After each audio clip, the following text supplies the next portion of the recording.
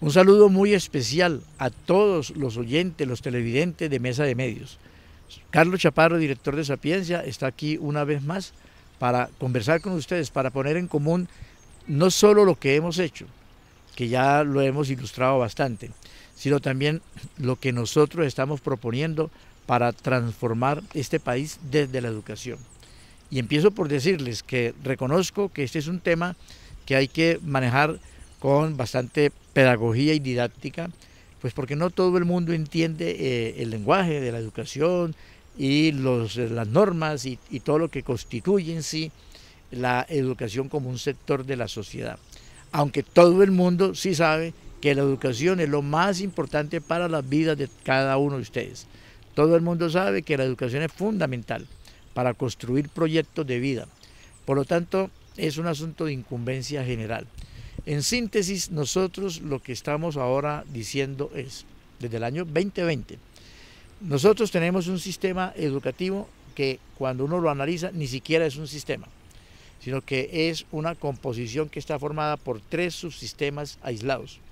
Y son aislados porque cuando alguien se forma, por ejemplo, en un curso técnico laboral, que se llama Educación para el Trabajo, ese técnico laboral que lo haga en el SENA o en otra institución, luego sus conocimientos, sus contenidos no son homologados si va, por ejemplo, a la educación superior.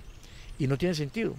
Si alguien está estudiando electricidad en un curso de educación para el trabajo, esa formación en electricidad debería servir de base para que luego pueda ser reconocido en un programa de tecnología. No para que se le reconozca de entrada como un tecnólogo, pero sí para que se le reconozca como unos estudios que ya tiene y por lo tanto no tenga que repetir lo que ya hizo y avance hacia aquello que no ha todavía estudiado. Bueno, nuestro sistema no funciona así. Es que cuando se forma en uno y va a empezar en el otro, tiene que arrancar de cero, lo cual es ineficiente, lo cual desestimula a la gente. Pero lo más importante es esto. Hoy en día hay una tremenda injusticia y una tremenda ineficiencia con respecto al talento de las personas. Yo quiero que reflexionemos todos acerca de, por ejemplo, un caso hipotético. Una persona que va a estudiar en una universidad, por ejemplo, ingeniería, y tiene que abandonar al 4º semestre, o al 5º, o al 3º, por razones económicas, porque se enfermó, por cualquier razón. Esa persona, posteriormente, cuando vaya a buscar un empleo, él manifiesta haber cursado esos semestres en la universidad. Para el empresario, esa persona no tiene una certificación que pueda mostrar, porque las universidades no certifican los aprendizajes parciales que se van obteniendo. ¿Qué hacen las universidades? Pues solamente reconocen la terminación completa del programa. O sea, es una apuesta de o todo o nada. Y así no es la vida, y así no funciona el mundo, y así no funciona la educación en los países desarrollados del mundo. La educación funciona y el sentido hoy es a cada aprendizaje que yo tenga, a cada habilidad o destreza que yo desarrolle, alguien me lo tiene que reconocer. Y ese reconocimiento, que es una certificación, me servirá a mí para poder llevar al mundo laboral si lo necesito, para que me puedan ubicar en un perfil ocupacional. Y si yo hago otro nivel más, pues debe haber una certificación número 2. Y si yo voy acumulando certificaciones, debe llegar un momento en que alguien diga, tú ya alcanzaste un nivel formativo mucho más grande, entonces eres un tecnólogo, o si no, eres un profesional, y así de manera consecutiva las personas se vayan formando. Así no funciona nuestro país. En Colombia la educación funciona como eso que llaman un muro de escalada, que es un muro que ponen en los centros comerciales, hecho de material sintético, casi siempre drywall, y le ponen unos soportes de pasta para que los niños y las personas se vayan agarrando de ahí y logren trepar hasta arriba. Y los que se vayan cayendo en el transcurso del ascenso pierden el juego. Solamente ganan el juego los que llegan hasta el nivel superior. Así es la educación en Colombia. Inician un mundo de jóvenes a estudiar en la universidad y muchos de ellos terminan cayéndose de ese muro, terminan saliendo en diferentes etapas. ¿Y cómo se van? Con las manos vacías, es decir, perdieron el juego. Solamente los que logran llegar arriba reciben ese premio que llaman un diploma o un título. Bien, eso es un sistema donde se reconoce solamente a unos pocos que lo logran y a los demás quedan totalmente carentes de oportunidades. Lo que necesitamos es algo que sea inverso, no como un muro, sino como una escalera, como una escalinata, donde yo llego y subo un nivel y me dan la certificación de que ya logré esa etapa. Y avanzo al siguiente y me dan la certificación y hasta dónde voy a subir en la escalera, hasta donde yo quiera, según mis necesidades o mis intereses o mis expectativas. En Corea del Sur, que estuve 17 días estudiando el sistema educativo, además de todos los textos que configuran el sistema de ellos, funciona como estoy diciendo, como una escalera, no como un muro de escalada. Y lo mismo en el Japón, y lo mismo en Finlandia, es decir, los países, y Alemania, y etcétera, los países que están hoy alcanzando niveles importantes de industrialización y desarrollo, funcionan con certificaciones que se van entregando a lo largo de toda la vida.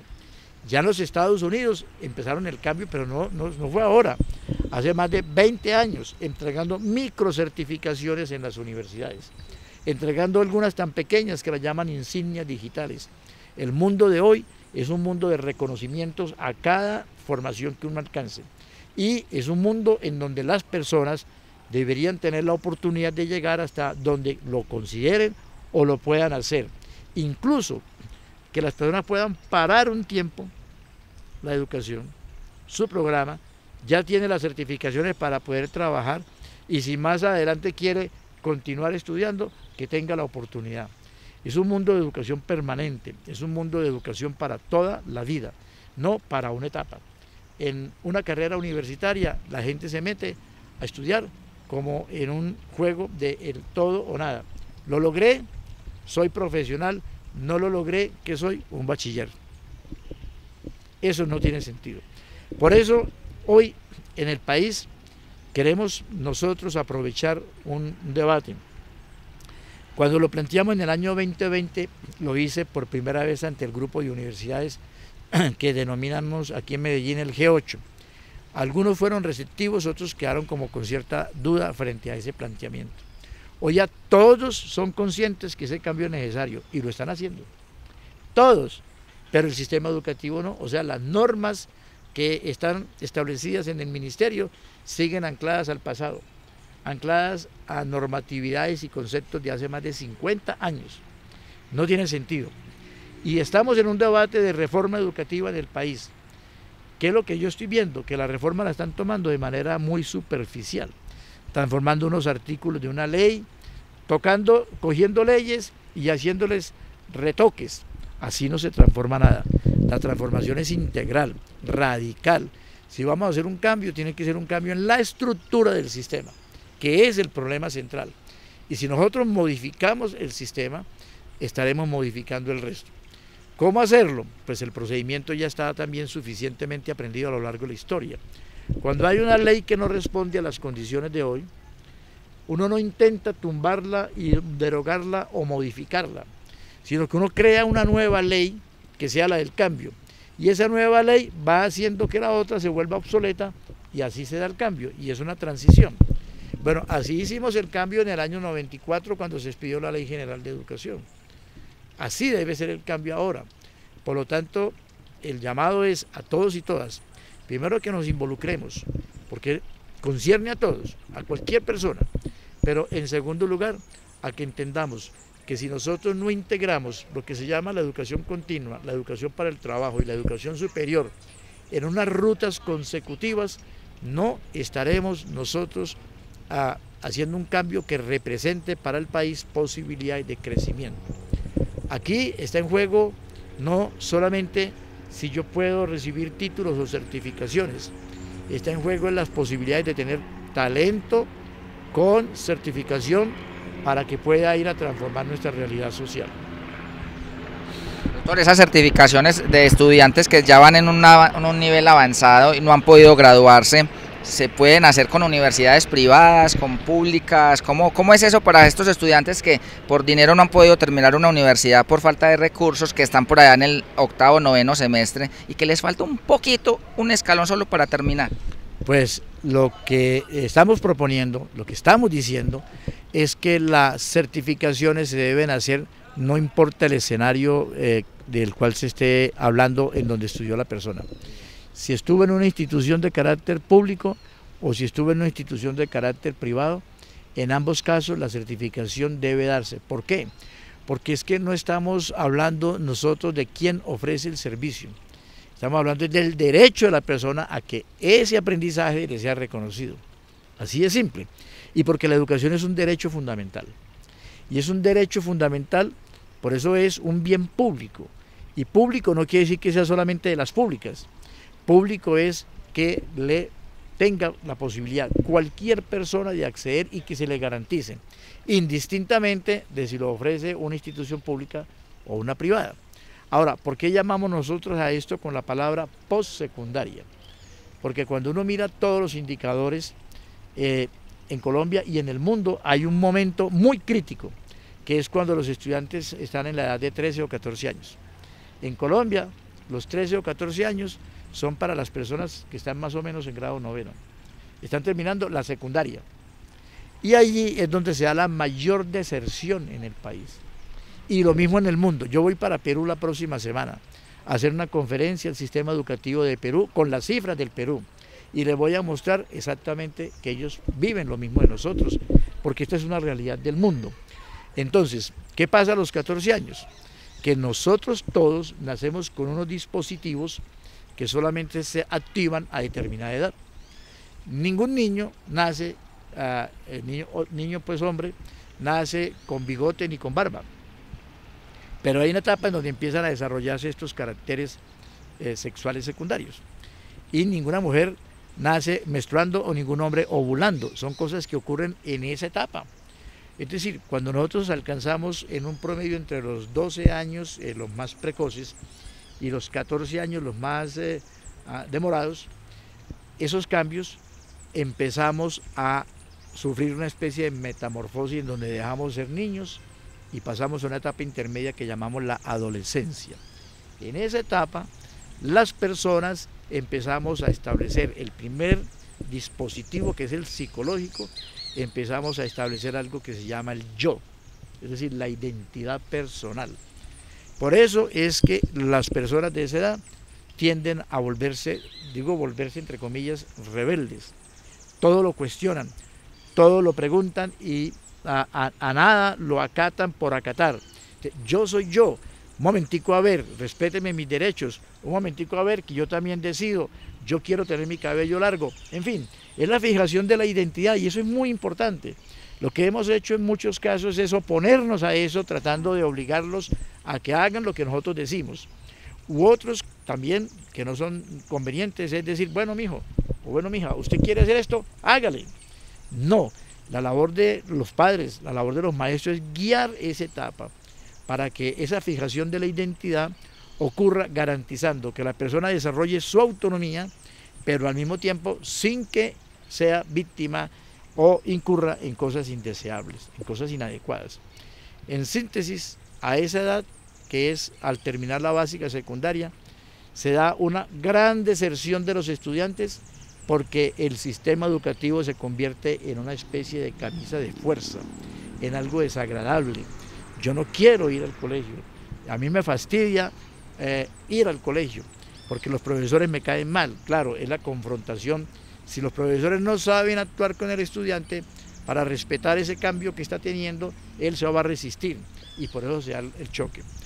La fórmula que todas las familias hacen es procurar que sus hijos vayan, no, tienen que ir, tienen que estudiar, es decir, forzarlos a que vivan algo que no están en el deseo de hacer.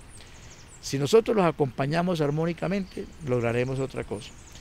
¿Por qué hablamos de postsecundaria? Porque nosotros decimos, al llegar a ese grado de noveno, es necesario hacer un alto y ofrecerles rutas distintas a las personas, para que puedan ahí sí irse formando y desarrollando acorde con esa identidad que está estableciendo.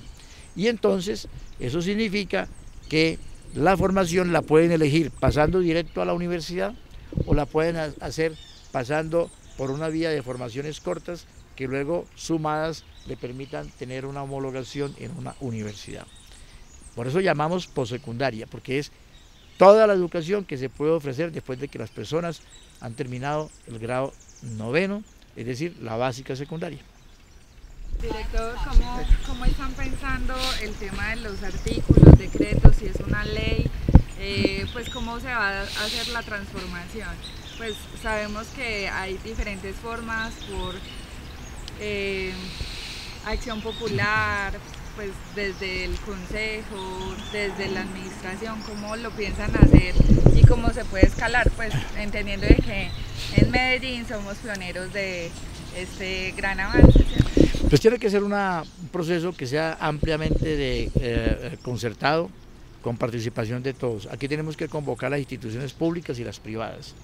Aquí tenemos que decirle a todos que vamos a sumarnos en ese propósito y a establecer las comisiones técnicas que se encarguen de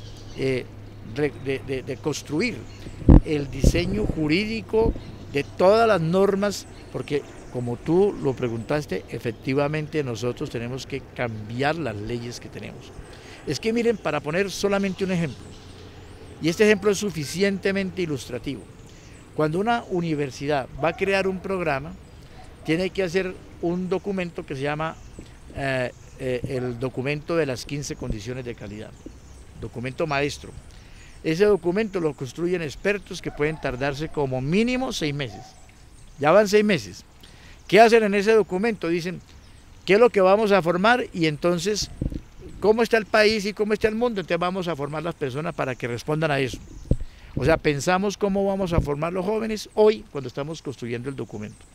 Ese documento se radica en el Ministerio de Educación Nacional, quien asigna unos pares.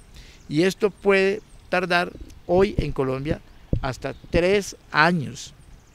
O sea, 3 años después de que se radicó, pueden terminar siendo aprobado ese documento. Ya van 3 años y medio, pero la universidad no lo puede ofrecer de una vez, sino que tiene que incorporarlo dentro de su estructura administrativa para poder convocar a matrículas. Son otros 6 meses, ya vamos en 4 años. Y entonces los primeros estudiantes que van a ingresar a cursar ese programa será 4 años después de que se pensó el programa. Y cuando terminen será 5 años después, o sea, 9, sumando los 4 más los 5, 9 años. Yo pregunto, si usted piensa que un programa para una actividad, por ejemplo esta de los medios, debe tener unas habilidades y destrezas hoy, y esas personas salen graduadas 9 años después, ¿cuánto no habrá cambiado ya en esa profesión? Por eso tenemos personas que están saliendo formadas con programas que datan de hace 20 años, 10 años. Es un sinsentido. ¿Por qué? Porque las normas no lo permiten. ¿Qué es lo que se debe hacer? Un sistema tan flexible que permita que vayan cambiándose incluso contenidos, incorporando contenidos para que vayan acorde con los avances de la industria, con los avances de la tecnología y con los avances de la sociedad. ¿Cómo sería pues, la estrategia de certificación según los pensos, entendiendo que pues, hay diferencias entre unos, otros? En Europa, cuando se creó una comisión que se llamó el proyecto Tuning, se pusieron de acuerdo los países de Europa para crear un marco común. Países. Es decir, lograr que varios países creen un marco común, ya se imaginan la hazaña, y lo hicieron. De tal manera que si tú estudias en Holanda, puedes pasar al sistema educativo alemán y el plan de estudios que estaba llevando allá es el mismo que tienen en Alemania, por lo tanto hay un tránsito y una movilidad. Puede haber movilidad de estudiantes de Francia a Holanda, de Suecia a Bélgica en Europa. Ese proyecto Tuning nos muestra el camino. Nosotros aquí lo que hacemos es crear una serie de estándares comunes. Esos estándares comunes permitirán que cualquiera que vaya a una institución estará cursando esos estándares comunes y ese gran núcleo común es el que se reconoce para todos.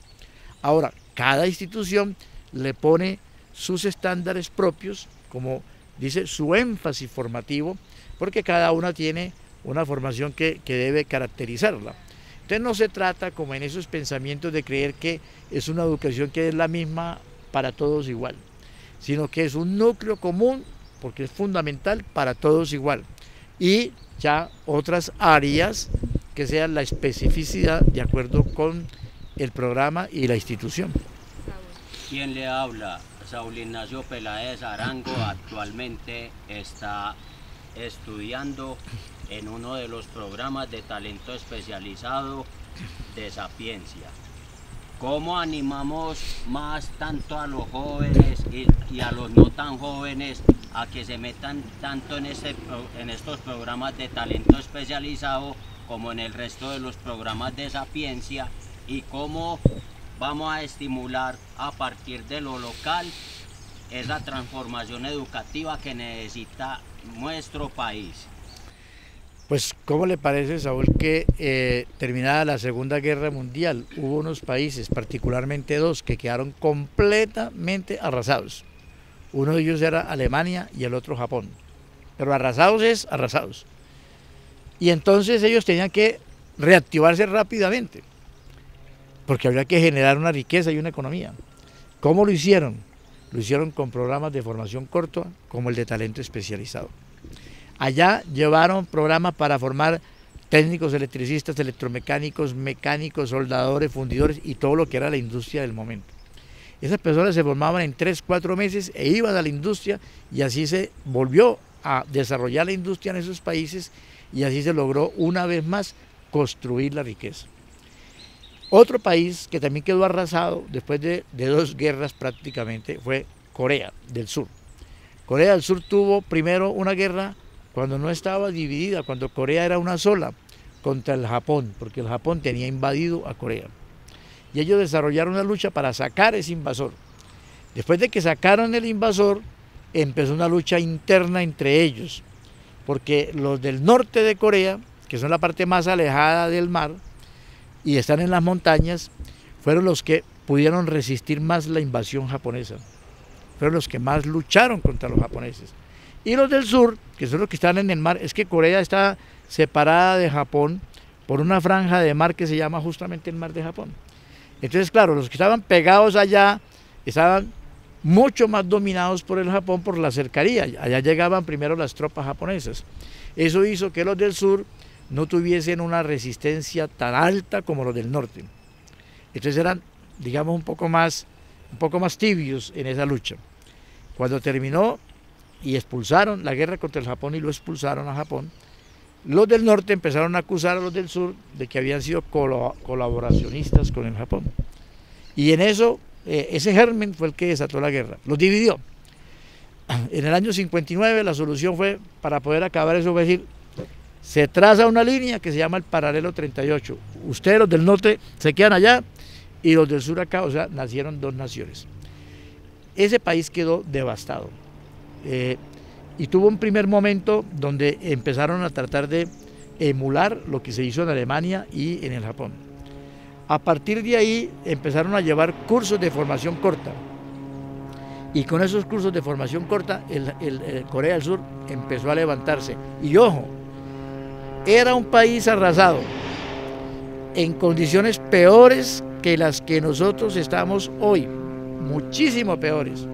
Y hoy en día es un país chiquitico, pero que está entre las grandes potencias del mundo. Así que el mensaje es muy simple, a tu pregunta o a tu invitación, Saúl.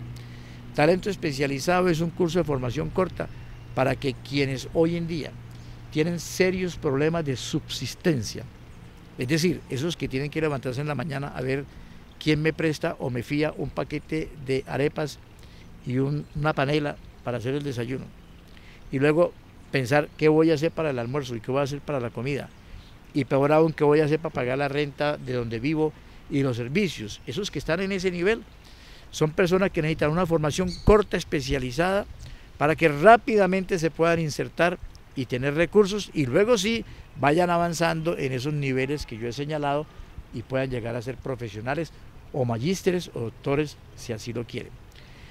La invitación entonces es decirle a esas personas que son el 75% de nuestra ciudad, que ahí tienen una opción para que puedan, a la vez que se forman, trabajar, y después de que estén trabajando, continuar formándose. Pero para otros también, no crean que los de estrato 4, 5 y 6, talento especializado, no les va. Sí les va, porque quien tenga una profesión, estos cursos los forman de manera, como lo dice el nombre, especializada, y entonces podrán potencializarse más. Pues les voy a decir, ¿ustedes por qué creen que hay personas de estrato 6 que estudian programas en una universidad que por ética no voy a decir el nombre, muy prestigiosa, de personas de estrato 6, y están haciendo los cursos de talento especializado? Porque ellos saben que les va a servir tener un conocimiento de inteligencia de datos, o de inteligencia de negocios, o de marketing digital, o de robótica, para que complementen lo que están haciendo. No es lo mismo un abogado que se ha formado únicamente en textos y que cuando va a intervenir en un juicio lo hace con base en lo que tiene en la cabeza o yendo a buscar en los libros, que uno que maneja analítica de datos, porque el uno puede utilizar herramientas digitales que le sacan ya toda la información que necesite. Entonces, talento especializado es para formar a aquellos que necesitan trabajar rápido y bien remunerados, o para aquellos que quieren también perfeccionar la formación que tienen, en uno y en otro caso. Entonces, o complementa el que está en la universidad, o le sirve de base para empezar a trabajar el que todavía no está en la universidad y que luego pueda ir a la universidad. Talento especializado es el componente que diseñé para empezar a activar la formación postsecundaria. Ese es el primer tipo de curso que hay que realizar y luego ir avanzando en más. Y es tan potente que ya a nivel nacional se está aplicando también talento especializado. Eso es lo que está haciendo el Ministerio de las TIC hoy, con una oferta que está haciendo de 200.000 cupos. Nosotros, como Medellín, sacamos 50.000 cupos. El Estado como país, o sea, para todo el país, va a ser a 200.000. Eso muestra que no estábamos, pues, que nuestra oferta fue bastante generosa. Pero hay que continuar. Entonces, hoy es una política pública. Quiere decir que el próximo alcalde o la próxima alcaldesa, quien quiera que sea, lo tiene que cumplir porque está por acuerdo de la ciudad. Y tiene que generar a los jóvenes esas oportunidades, al igual que el de la matrícula cero. Y eso significa que los cambios que hemos hecho quedaron implantados de manera permanente.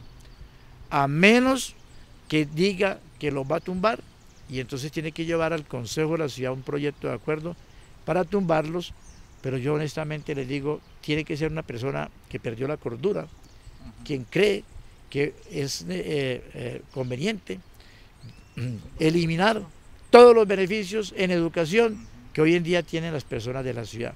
Es que los jóvenes tengan gratuidad para la matrícula, no es solamente que yo ya no me angustio para pagar mi matrícula, sino que mi familia, esa plata que antes tenía que sacar, ahora la puede utilizar para mejorar la calidad de vida de la familia, porque antes se endeudaban, antes tenían que eliminar cosas para poder llevar un hijo o una hija a la universidad. Con matrícula cero ese problema desapareció y la familia ya se despreocupa de ese tema y se puede concentrar en otros aspectos de calidad de vida familiar. Entonces creo que quien lo haga habría perdido el juicio por completo. Solamente un loco o una persona loca haría eso.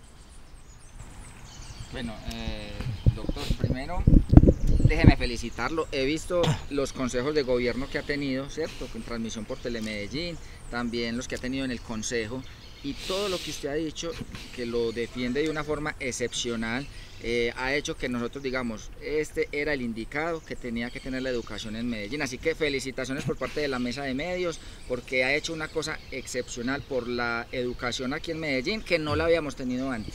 Pues lo importante, pues yo le agradezco el comentario, pero para mí lo importante es no tanto que yo, sino que este es el camino, y ese camino hay que continuarlo.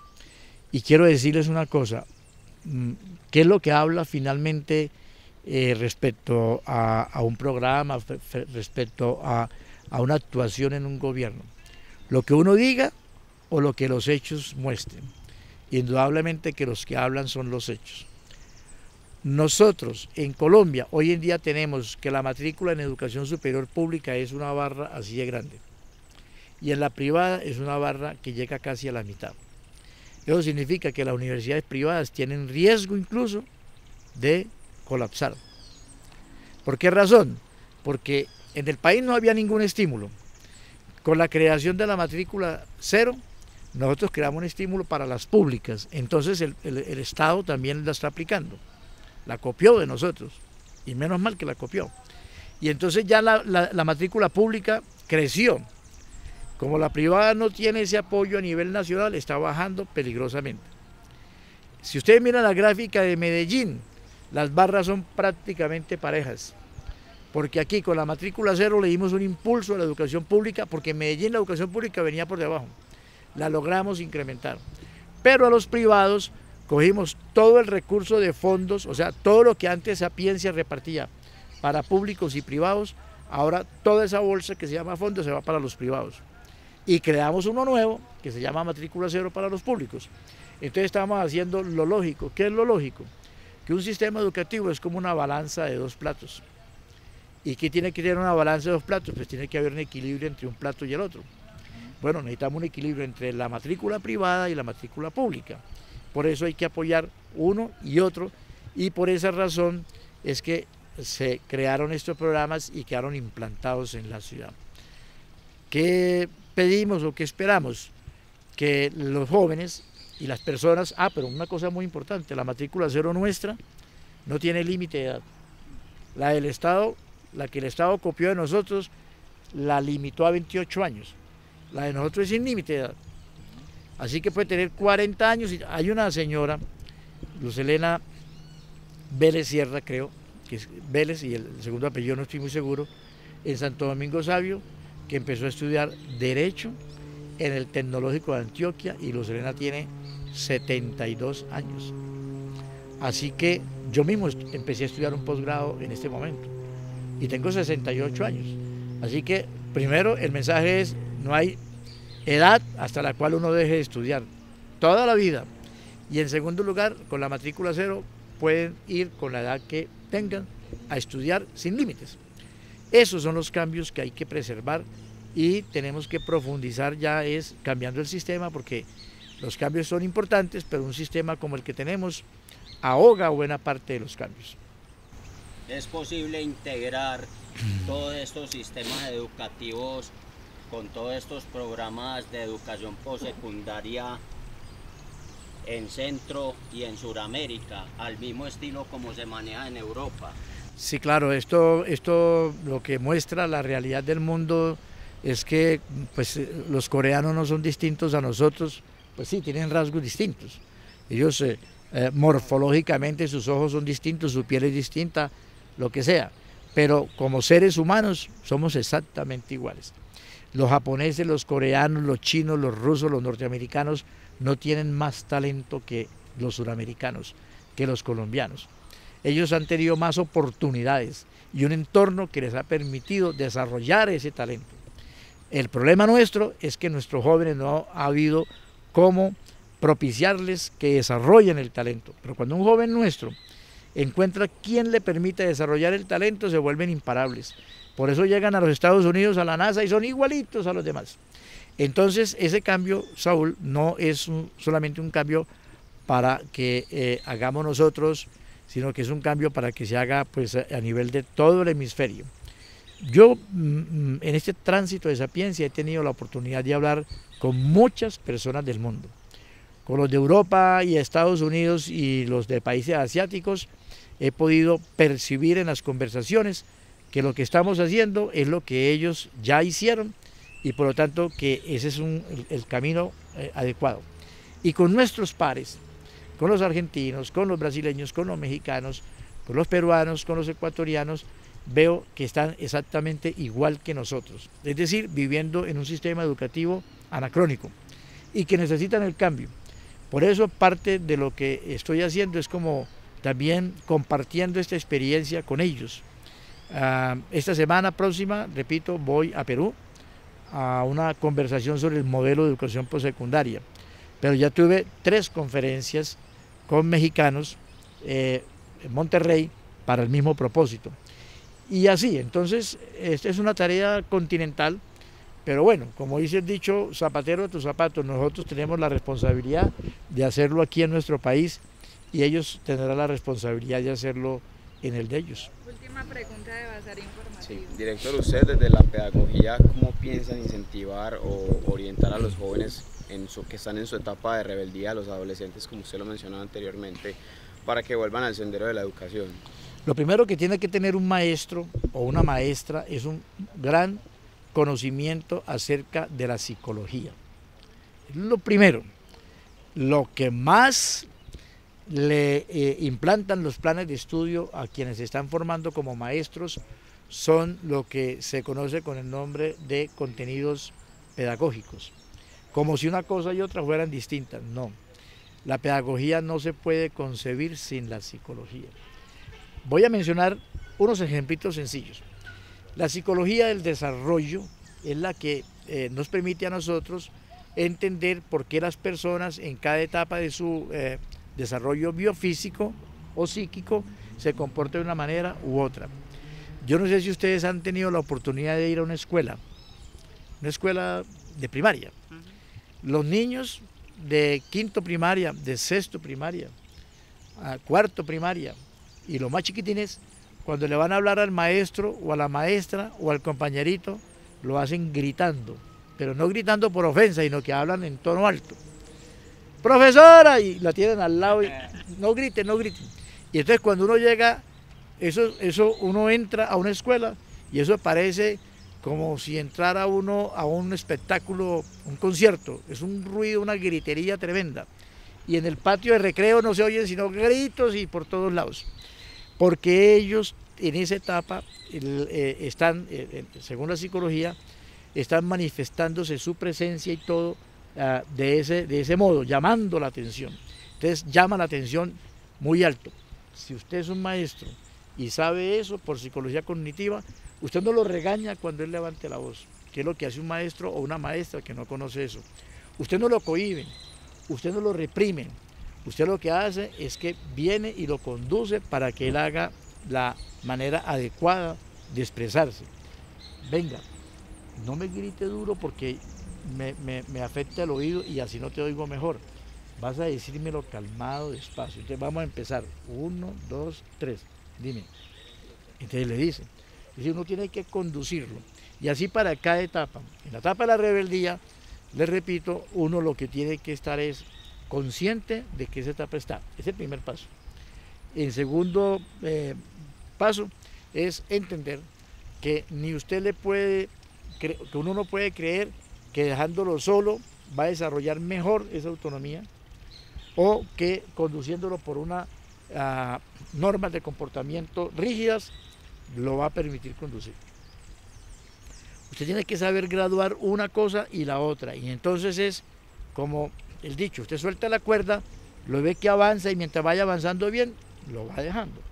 Pero si ve que va a tomar una conducta o un camino inadecuado, usted tiembla la cuerda. Los jóvenes deben ser guiados, no deben ser conducidos como si fueran soldados en un batallón. Todos a marchar, ya, y arrancan todos por allá. Y griten una cosa y todos la gritan. No, ese modelo, esa manera conductista de llevar las personas no tiene sentido.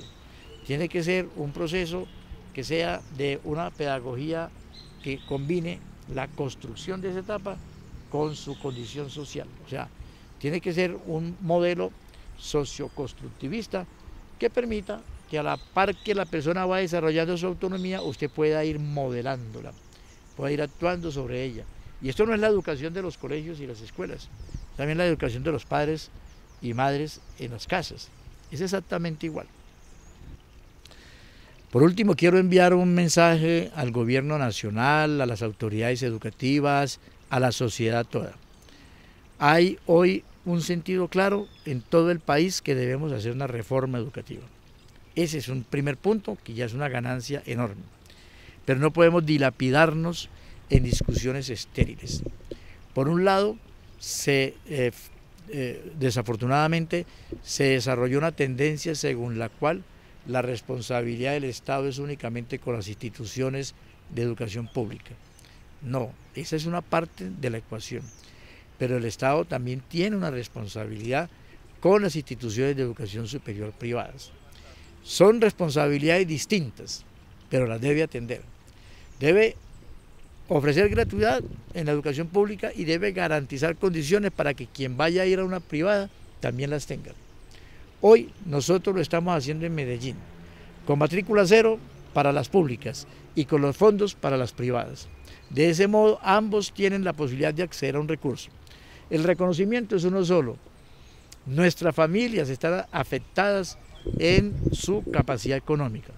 Para nadie es un secreto que estamos viviendo una recesión. Por lo tanto, si las familias se ven cada vez más estrechadas económicamente, empezarán a eliminar ciertos programas y beneficios. Y entonces dicen, bueno, no podemos matricularte en la universidad este semestre. Y ahí empieza la tragedia. Por eso tenemos que fijar programas de estímulos económicos también para quienes vayan a las privadas. Eso es lo primero. Lo segundo, que no dilapiden el tiempo haciendo una reforma en educación tocando aspectos parciales. Eso es como maquillar algo que ya está deteriorado. Tenemos que transformar el sistema de manera total. Tercero, que esto lo tenemos que hacer con todos, porque lamentablemente también he visto que en el debate se ha excluido a ciertos sectores de un lado o de otro. Miren ustedes cómo está la política nuestra. Aquí al que le pongan un rótulo que diga de derecha, entonces hay unos que lo rechazan. O al que le pongan un rótulo que diga izquierda, entonces hay otros que lo rechazan. Y estamos viviendo una especie de patria boba, donde a las personas se les rechaza porque es uno o es otro, ¿no? Aquí el que piense de una manera o el que piense de otra, todos están en el mismo espacio. Todos son necesarios. Nosotros debemos aprender a respetar los puntos de vista de unos y otros. Si yo no estoy de acuerdo con alguien, no tengo que darle un golpe, ni lo tengo que insultar, ni tengo que sacar un cuchillo y perseguirlo por allá porque está hablando de una campaña. Yo no puedo hacer eso. Eso es algo que representa una sociedad que está llegando a niveles enfermizos. Tenemos que superar eso. Ahora, que haya personas que hayan desarrollado esa tendencia agresiva y demás, pues sí, pero la inmensa mayoría no podemos permitirlo. Aquí en la campaña presidencial pasada había gente que decía, yo apoyo aunque sea un viejito corrupto que dice abiertamente que soy corrupto.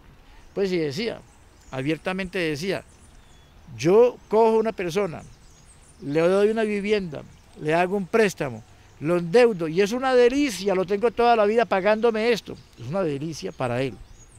Para el otro, que es una tortura, tener que pagar toda la vida una casa, es otra cosa. Pero lo malo no está en que haya gente que piense así, lo malo era que la sociedad toda decía que eso era muy bueno. O sea, eso no puede ser tolerado. No puede ser tolerado, antivalores. Cuando empezó un personaje que yo no menciono porque no se debe mencionar, a decirle a los jóvenes que no estudiaran, que no trabajaran, que él les ofrecía un camino más fácil para conseguir la plata, el billete como decimos acá, y era una pistola, un revólver e ir a matar a alguien. Eso, mucha gente llegó a aceptarlo porque decía, bueno, a mí me importa que llegue la plata para mi casa.